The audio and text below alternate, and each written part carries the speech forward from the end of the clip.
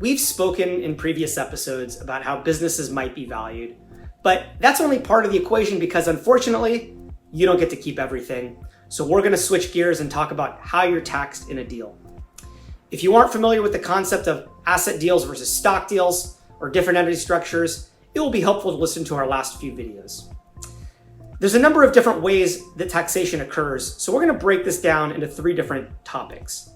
Today, we're going to talk about the taxation of an asset deal, specifically as it relates to flow-through entities.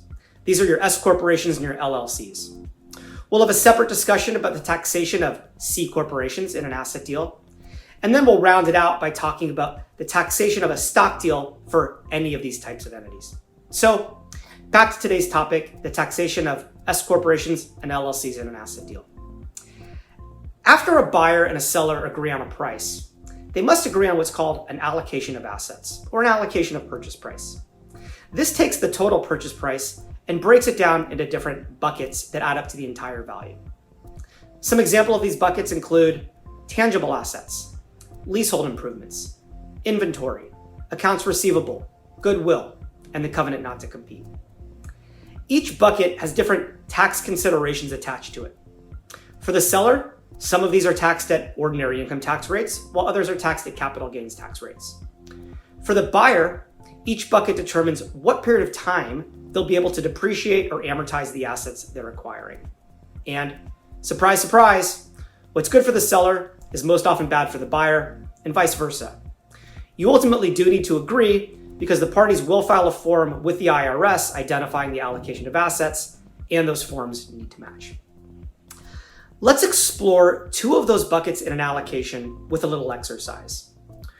From the seller's perspective, goodwill is taxed at capital gains tax rates, while the sale of tangible assets like furniture, fixtures, and equipment is taxed at ordinary income tax rates. Does that mean that if the seller's ordinary income tax bracket is higher than their capital gains tax bracket, that they want as much of the deal as possible attributed to goodwill? Well, not necessarily. We have to think about this from the perspective of gain on the sale. If the seller has a huge cost basis in the furniture, fixtures, and equipment because you recently bought heavy machinery or a fleet of vehicles, their gain's going to be small, so the tax rate may be higher, but they're only taxed on the portion that shows a gain.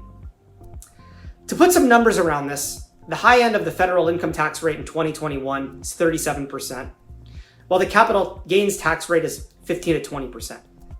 It's safe to say that the blended rate you're ultimately going to pay in your business will fall somewhere in the middle.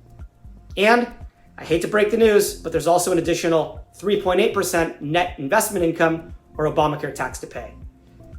And of course, we can't forget about state tax. Some of you may be lucky enough to live in states without it, but in California, the high end is 12.3%.